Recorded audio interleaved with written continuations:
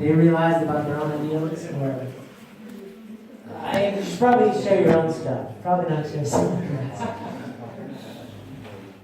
Part of it, yeah. Part of it is learning how to be open in a safe community. There's also the quote, don't feed pearls to swine. So also, honestly, we promote honesty and transparency, but be selective. Right? Does that make sense? You don't want to just go around telling your testimony to everybody or getting super personal. You want to start inward and like with the people we trust and go out, right? And invite people into that. So, but we are none of us swine here. Right? Just to let you know. Share safe. Okay, I just wanted to share that doing this exercise with my sisters, one thing I realized talking about the struggles, and I'm not going into details, but is that just by talking about it, and they ask me, so what are the steps you have done or you want to do, is I realized, yeah, I have to actually, the accountability part, I have to actually have a plan and have to do something so for it to get better, not just by wishing, that doesn't help. So I think it was very good to have the force to put it into, or the willpower to put it into action. Yeah. Thank you. Thank you so much. Thank you. Yeah.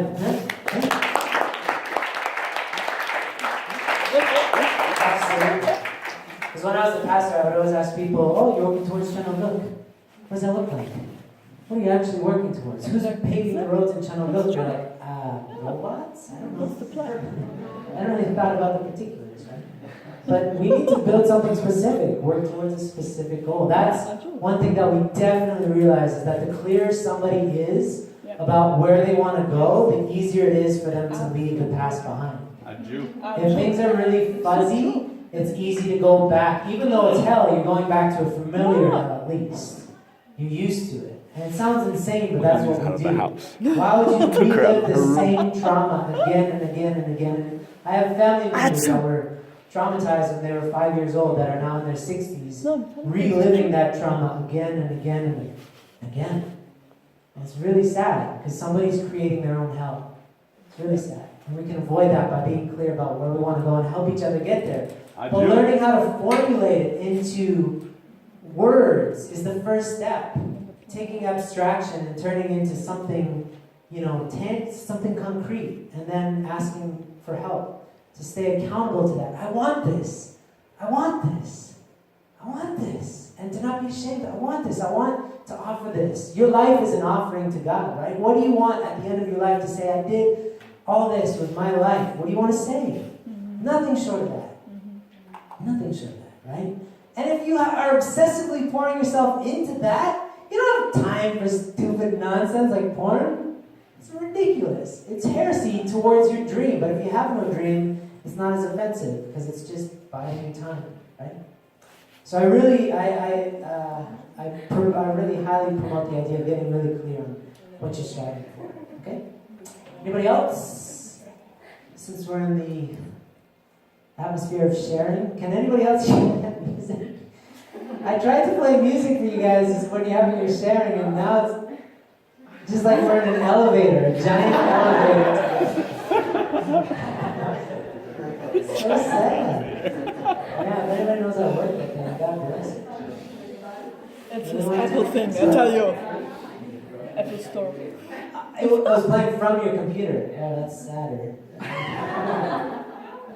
I'm sorry, guys, I failed you. I don't know how to work this stuff. Anybody else? Does anybody else want to be accountable to us for a dream or something? Has anybody else, you don't have to say what it is, but has anybody else felt called by God to do something really big? Just in general. I'm just starting there. I'm getting the grease in the machine. Called by God to do something big. Yeah? Everybody? Three hands if I can give that. Has anybody felt called by God, but you're too afraid to tell anybody about what you feel called to do? Anybody? Not to feel bad. Just ask me, right? So are we done on that topic? Do you guys want to move on? Getting that sense That either that's the exact topic we need to talk about or just move on. Talk Okay. about it. You got one? Absolutely. Talk about Yeah. it. I gave the lecture about the ideal earlier today. So I love this question. I mean, I was like thinking of the ideal as a relationship. And I'm like, what kind of relationship is it? And I feel like in some ways I've come much closer, like a close friend, closer to the ideal as a person in my sort of the first blessing, my friend unity. But I see a lot of my limitations in my family and how I relate with my husband and my kids. And in those moments when it's difficult, when you're so far from your ideal, then it's like, I don't have time for you right now, or go away. It's kind of this unhealthy relationship of like, when it's all good and inspired, hey buddy. But then when you're feeling really low or really tired or whatever, then it's like, come back a better day, you know? A very kind of unhealthy relationship. And what would be better is consistency, you know? And just example, like I thought, in family especially, just to make it more real, it's like, for my husband, and I can see what it would be to be an ideal wife. Oh, he looks really tired, he needs a massage right now. I'm like, but I'm really tired, I also need a massage. You know, exactly in that moment. Sometimes I give a massage and sometimes I don't. And you know, and then I know the steps. I know the steps. But I'm like, I don't feel like doing that right now. You know, and then I'm choosing like, I'm not gonna be ideal wife today. And it's like it's a very kind of unhealthy relationship in that way of like, what kind of friend is that, you know? I'm your friend today, but yeah, so.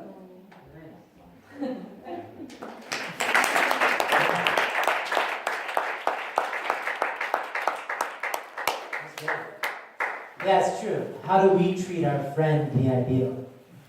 That's great, because I always interpret it like, how do we see it, not how it sees us. That's honestly part of integrity is like, if, you know, can God really trust you? When you set a condition, is God like, here we go again, right? Or does God be like, yeah, they're going to do it, right? Because that's my understanding of spirit world too, is like, they're waiting to see if you're serious. And when you, like, the idea of mobilizing spirit world is when the universe can't help but support you because you're going to take the universe in a certain direction because you have that tradition. That's what True Father and True Mother, if you look at how they play the game, it's like, we're going there. And then the universe just has to organize in accordance, right? Because it's no choice. That level of integrity is what I guess we would all want, right? Anybody else?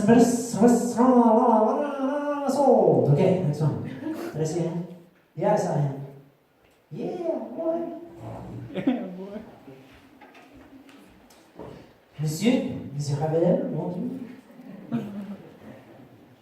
Yeah, yeah. I wanted to share that my relationship with the ideal. It's also like for many years it has been like a up and down relationship where one day it inspires me, it pulls me, and it's the one that gives me the energy for everything I do in my life. And then another moment it makes me anxious because I'm not there yet and I don't feel worthy or things like this. And recently what helped me a lot to stop being so much up and down about this is two things that I do. Is a daily gratitude exercise that helps me to just feel grateful for where I am now and what I had and who I am. And also what I was sharing in the group here too, you know, the idea is like a bit like this forward gap, and we focus a lot on this forward gap that can create a lot of anxiety, and we forget about the reverse gap, where we've come from, how much we've already done in our lives to get where we are now.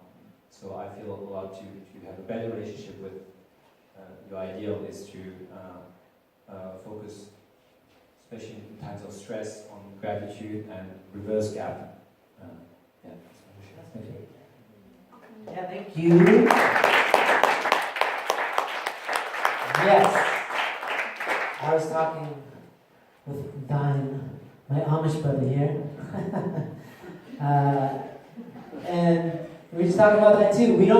like we, as a movement, we will set up a rally and then we'll pre-book the space for the victory rally to happen the next day. Just assuming, and because of that, I think our relationship too with victories is not what it could be, because it's not always sincere. And we don't know how to celebrate victories, because it seems like a non-humble thing to do. To sing, I'm a champion! Right? But actually we need to feel that, because that's positive reinforcement that you're going in the right direction.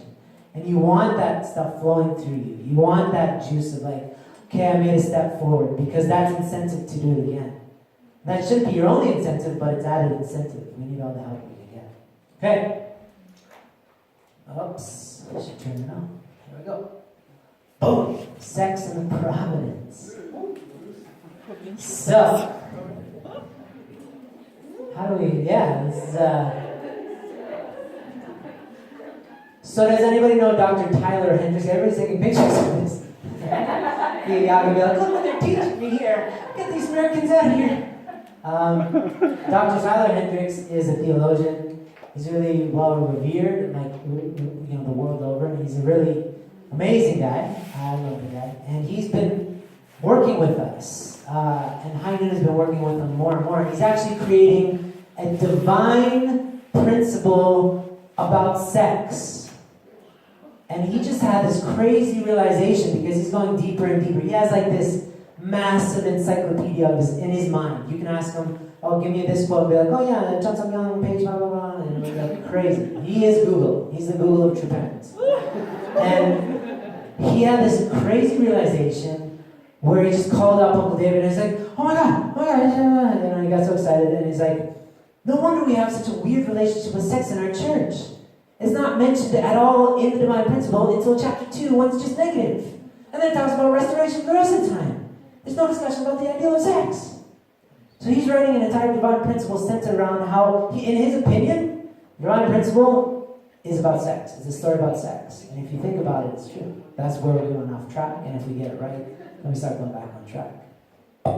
So, not just some weird thing that we're discussing, it's more and more people are hopping on board this bandwagon, okay? But I wanted us to all have this conversation about our relationship with it, because one difficulty that we run into is like, of course, because we're steeped in it, we see it, right? But a lot of times when we go somewhere, we'll give this talk, and we'll talk about your kids are going through this, and like, this is what's happening on a global scale, and some people get it, and they're like, okay, let's work on this. And other people are like, yeah, great, but what does this have to do with tribal messiahship? And I'm like, oh my god, you don't see it?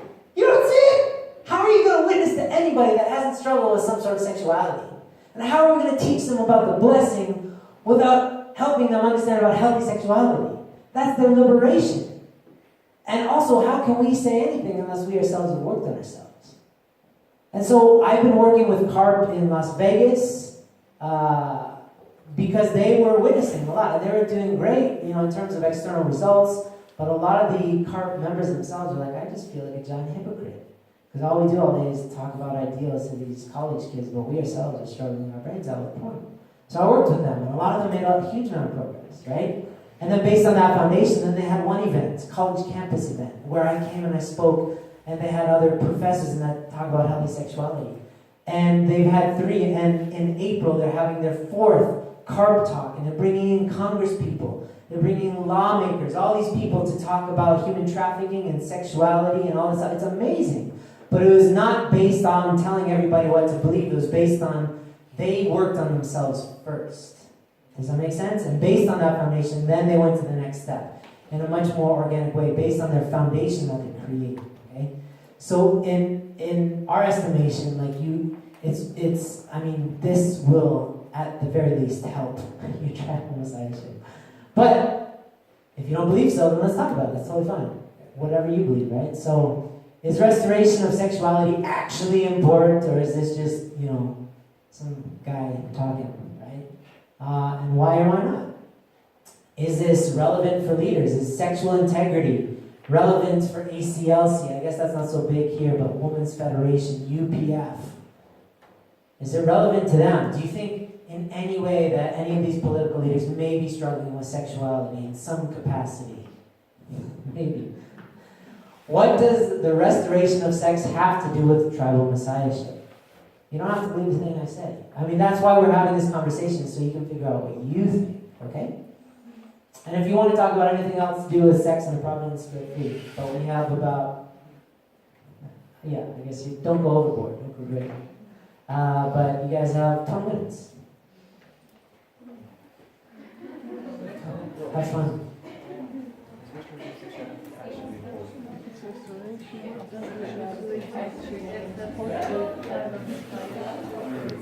Yep. That's my buddy.